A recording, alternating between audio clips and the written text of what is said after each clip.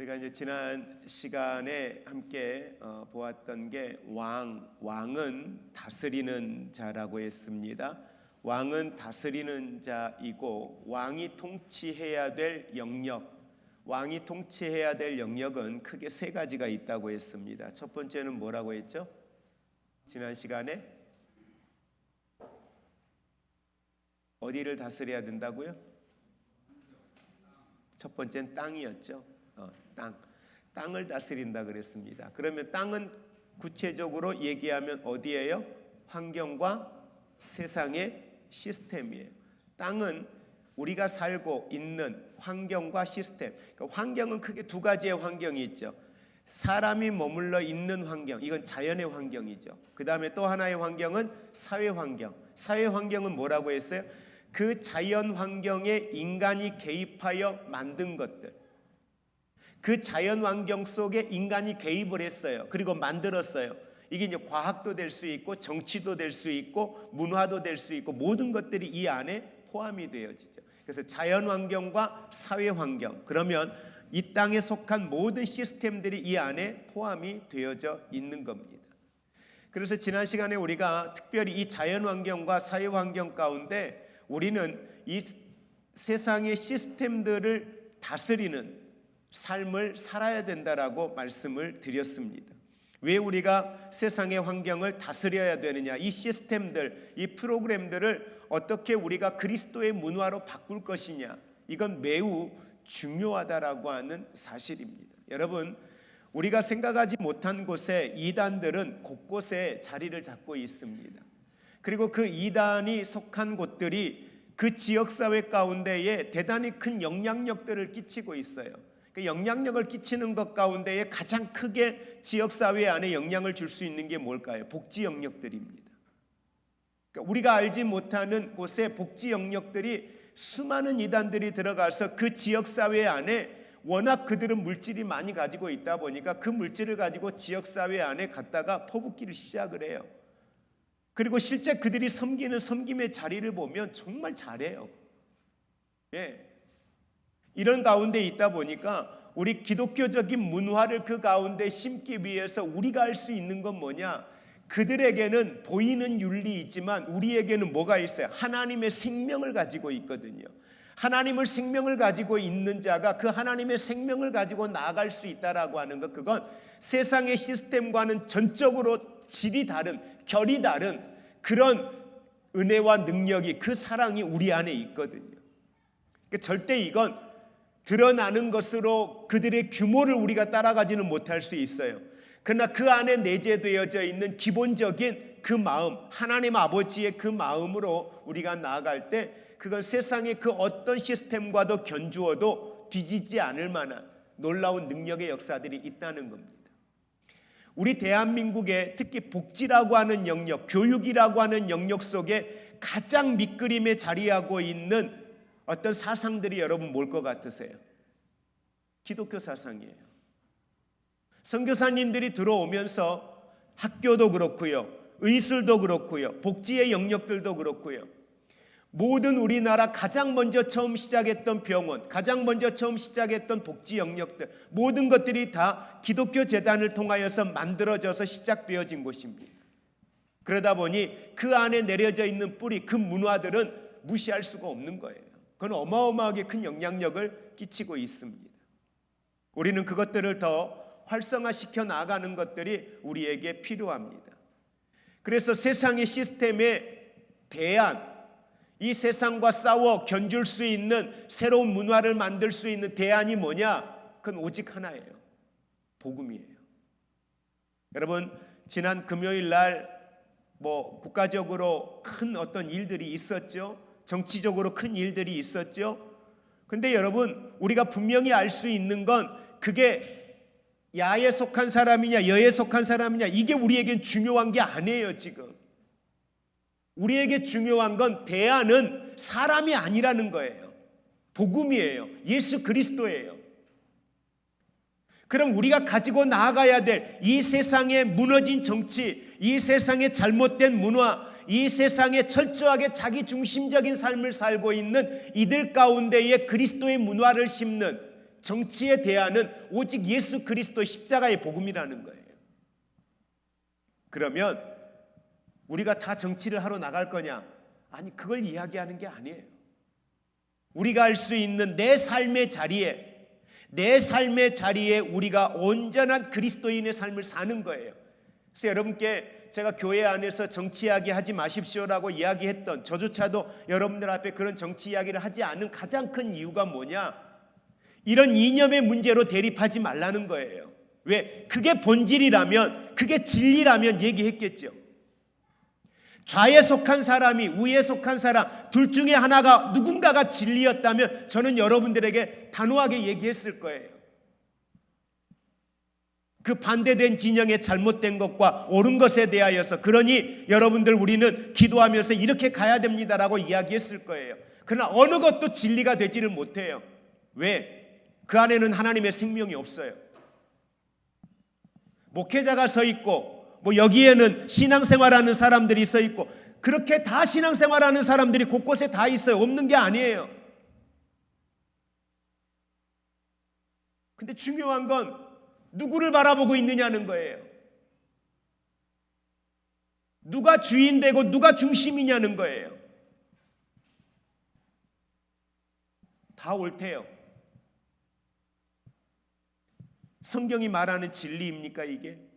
아니잖아요.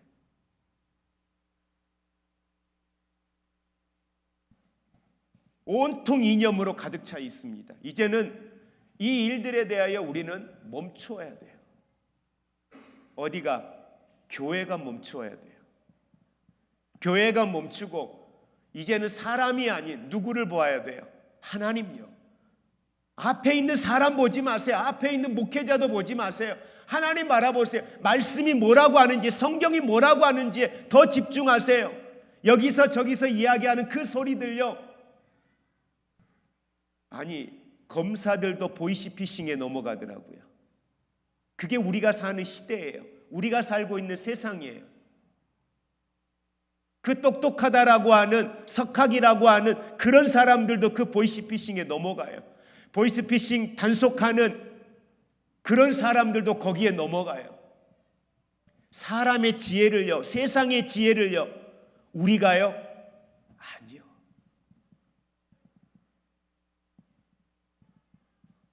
그리고 우리가 다스려야 될 건 뭐라고 했어요? 내 자신이에요. 여러분, 누구에 의해서, 누구의 논리에 따라, 누구의 생각에 따라 여러분의 생각이 지배당하지 않기를 원합니다. 오직 우리는 나 자신을 다스리는데 철저하게 나는 하나님의 말씀으로 여러분을 다스릴 수 있기를 주의 이름으로 축복을 드립니다. 형편을 따라 하려고 하면은요, 할 말이 많지요. 상황 따라 말하려고 하면 할 말 너무 많지요. 상황이 그런데, 형편이 그런데, 환경이 그런데 나는 그리스도인이잖아. 그런데 나는 하나님의 생명을 가진 사람이잖아. 그런데 나는 목사잖아요. 그러니 그 속에서 나는 묻는 거예요. 주님, 어떻게 해야 돼요? 주님, 어떻게 해야 돼요? 그럼?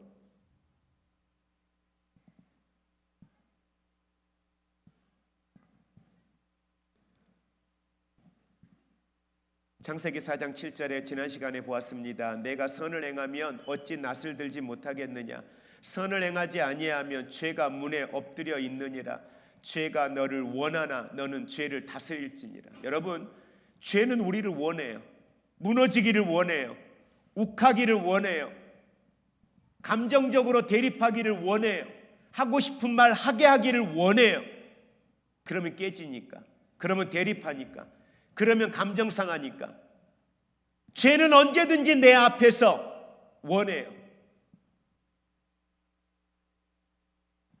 그래서 말들을 막 쏟아내요. 제가 어느 순간 정치 유튜브 안 본다 그랬죠. 쏟아내는 말들이 이쪽이고 어디도 자신의 감정을 다스리고 하나님의 편에 서서 이성적으로 국민의 입장에 서서 당리당략이 아닌 정말 국민을 바라보며 국민을 위해서 말하는 소리를 들을 수가 없어요. 그 어디에도. 온통 내가 옳대. 온통 저쪽이 잘못됐대. 저쪽이 문제래. 진짜일까요?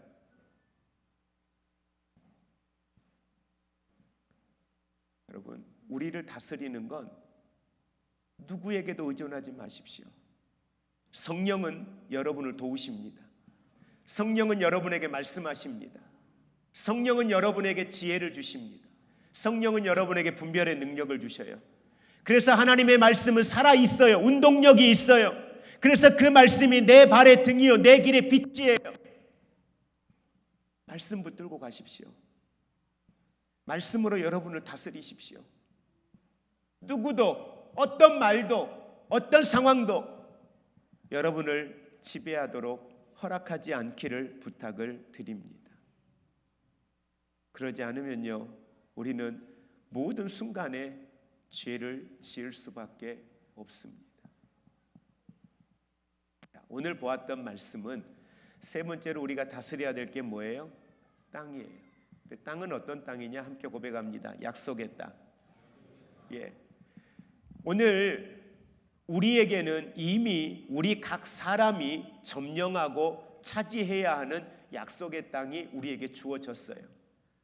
자, 이스라엘 백성들이 애굽에서 나와서 출애굽을 하는데 오늘 여호수아에게 하나님이 말씀하십니다. 오늘 본문의 말씀 보시면 내 종 모세가 죽었으니 이제는 너는 이 모든 백성과 더불어 일어나 이 요단을 건너 내가 그들 곧 이스라엘 자손에게 주는 어디로? 그 땅으로 가라. 그리고 3절요.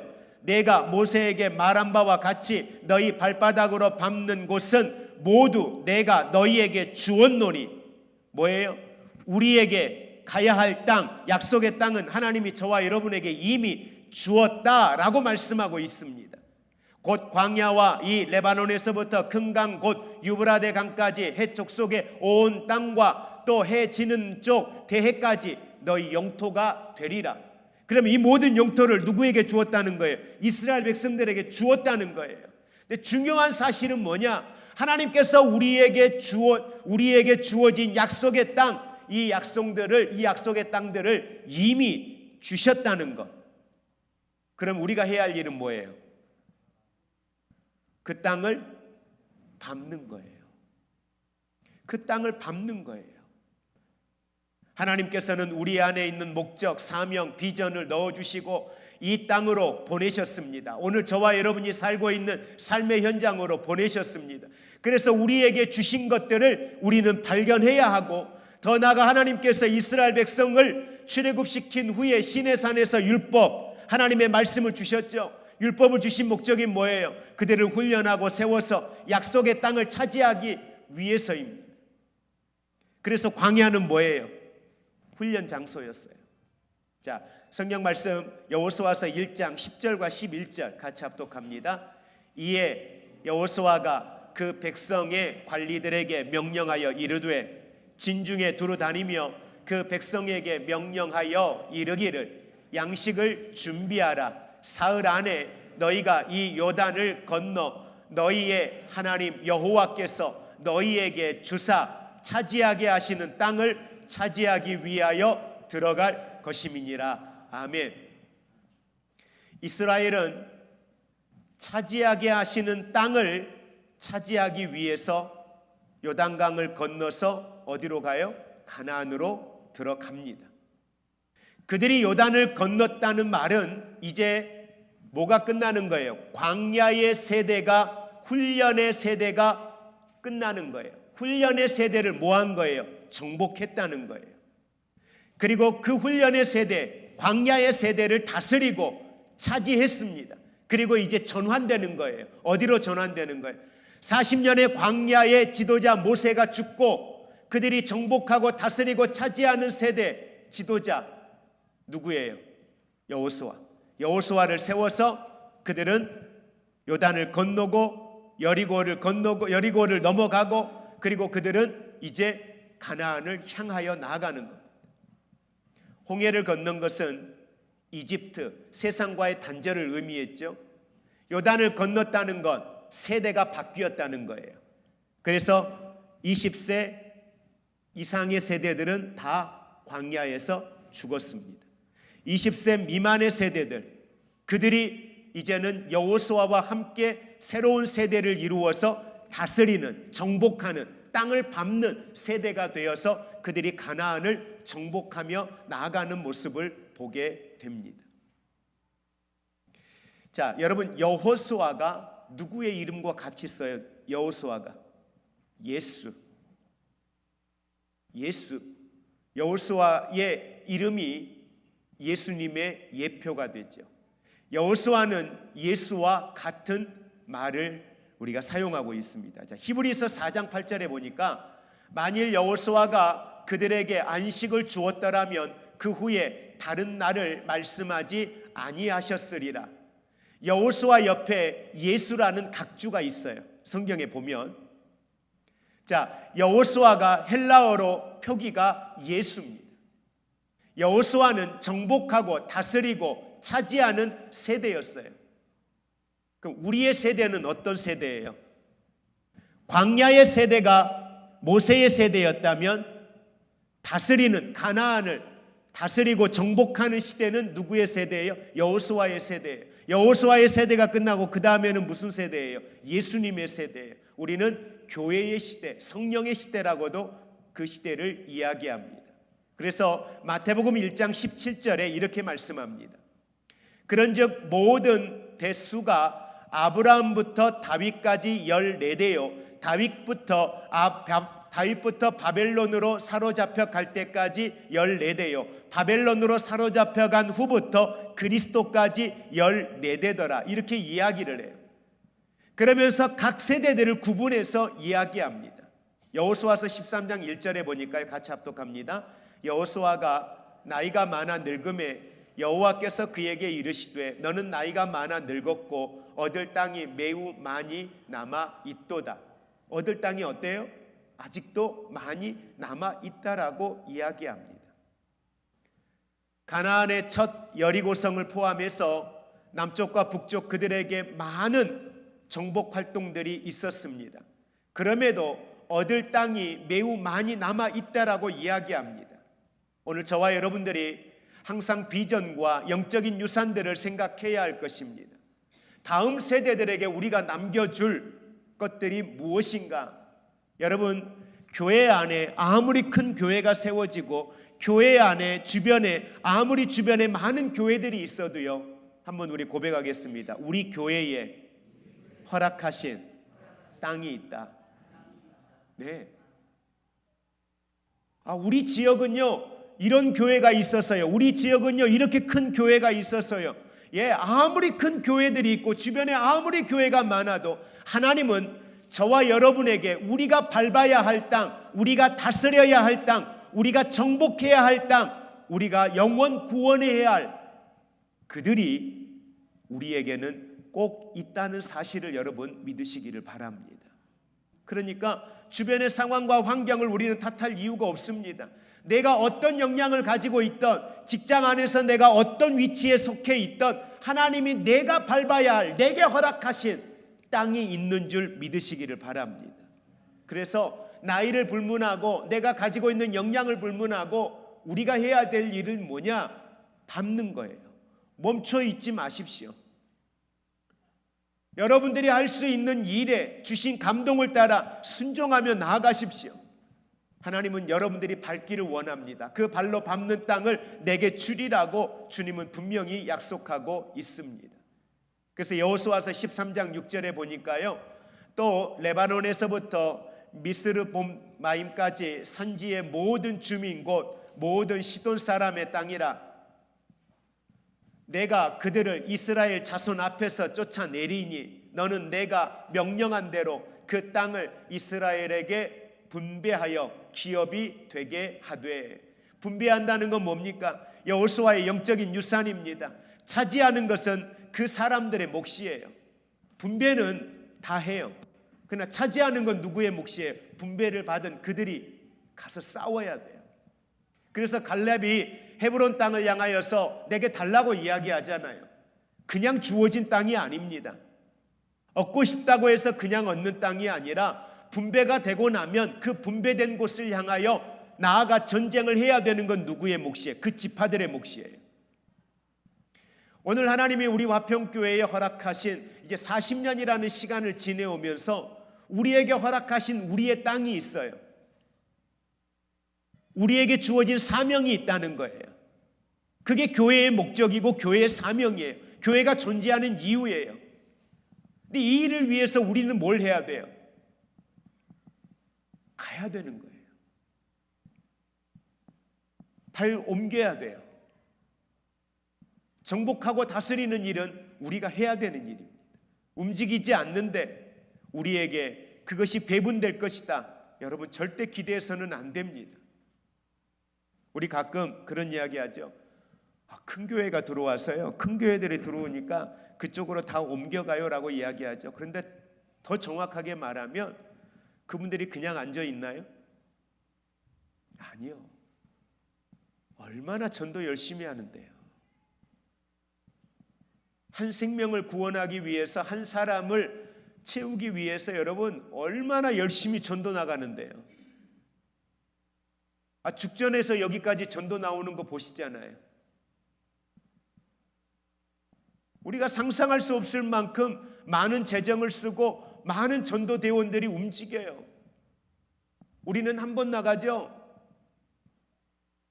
얼마나 많은 사람들이 조를 나누어서 전도 대원으로 나가는지 모릅니다. 교인들 뺏어간다 어쩐다. 여러분 이런 이야기 할 게 아니에요. 우리는 하나님이 우리에게 허락하신 게 있기 때문에 우리는 다만 힘써서 하나님의 복음을 전하고 그리스도인의 온전한 성도의 삶을 살아가면서 우리들에게 주어진 땅을 밟기 위하여 우리가 준비하고 나아가면요, 하나님은 그 자리를 반드시 채워주시는 줄로 믿습니다. 우리가 바르게 약속의 땅을 차지하면 우리 다음 세대들의 그 자리가 다음 세대들의 출발점이 돼요. 다음 세대들에게 우리가 남겨줄 게 무엇입니까? 우리 교회 안에는 어르신들 세대들이 많으세요. 젊은 세대들이 많지가 않아요. 우리 어르신들 다음 세대들에게 무엇을 우리가 남겨줄 겁니까?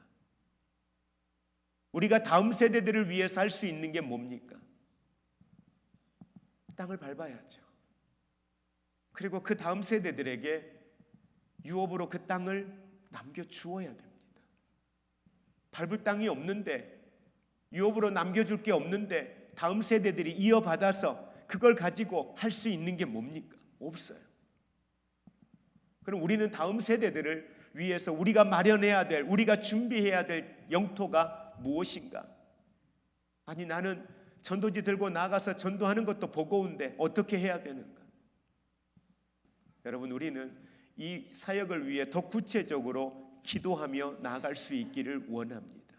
기도를 통하여 각자에게 주어진 목적과 사명이 있는 삶을 살아가고, 이제 우리가 교회의 40주년을 맞이하면서 교회가 비전 선포를 하면서 그 가운데 우리가 한 가지 하려고 하는 부분이 어른 세대들이 젊은 세대들을 위해서 기도하는, 기도의 후원자가 되어서 정말 힘써서 얘가 내 자식이다, 이 집사님이 내 아들이다, 내 딸이다 생각하고 정말 다음 세대들을 위하여, 다음 세대들에게 물려줄 유업을 위하여 기도로 정말 내가 내 자식을 위하여 기도하듯이 힘써서 기도의 사명을 감당할 수 있다면, 여러분 모세가 직접 나가 싸우지 않았지만 여호수아가 나가 전쟁할 때에 모세는 손을 들었고 아론과 훌은 그의 손을 받쳐주어 온전히 기도하며 나아갔을 때 전쟁에서 승리케 하셨던 것처럼, 우리 젊은 세대들이 직장에 나가서 가정에서 사회 속에서 얼마나 치열한 싸움을 싸우면서 직장 생활을 합니까? 믿음을 지킨다는 것이 얼마나 힘들고 어려운 가운데 저들이 살아갑니까? 우리 주일학교 학생들, 청년들은요, 이들을 위하여 기도 없이는, 기도의 후원이 없이는 저들이 말씀 안에, 믿음 안에 저들이 나아가서 이 세상 앞에서 하나님의 사람으로 살아간다는 게 결코 쉽지 않는 시대 속에 살고 있습니다.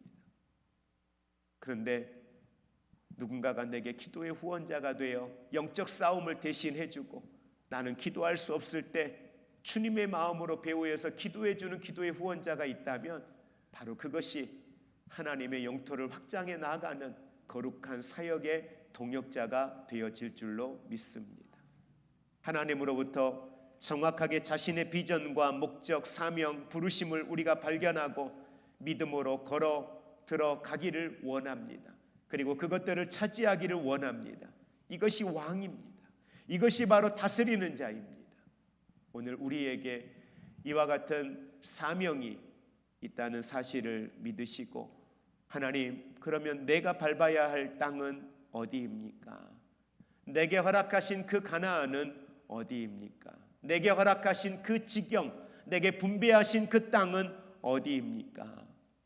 기도하며 우리가 이 아름다운 사역들을 통해 하나님이 우리 교회에 허락하신, 우리가 게을러서 우리가 움직이지 않아서 내가 밟지 않아서 하나님의 땅으로 취하지 못하는 땅이 내게서 없도록 우리가 그 땅을 믿음으로 밟고 나아갈 수 있는 저와 여러분 모두가 되시기를 주의 이름으로 축복을 드립니다. 기도하겠습니다. 함께 기도합니다. 이 시간 함께 우리 기도하기 원합니다. 우리 교회가 차지해야 할 약속의 땅, 이걸 차지하지 않고 엉뚱한 땅을 바라보는 경우들이 있습니다. 내가 밟아야 할 땅, 하나님이 내게 분배해 주신 땅, 거기를 바라보지 않고 엉뚱한 땅을 바라볼 때가 있습니다. 왜요? 내 목적과 사명을 모르고 있다는 거예요. 내가 밟아야 할 땅이 어떤 것인가를 모르고 있다는 거예요. 하나님은 정확하게 말씀해 주셨어요. 여호수아, 모세에게도 그랬고 여호수아에게도 그렇고 정확하게 말씀해 주셨어요. 그들이 밟아야 할 땅, 하나님이 그들에게 열어놓으신 땅이 어떤 땅인지. 그렇다면 오늘 우리에게, 저에게, 여러분에게, 우리 교회에 허락하신 땅, 그건 우리의 목적과 사명과 바로 연결되어져 있습니다. 이 일을 위해 함께 기도하며 나아가기를 원합니다.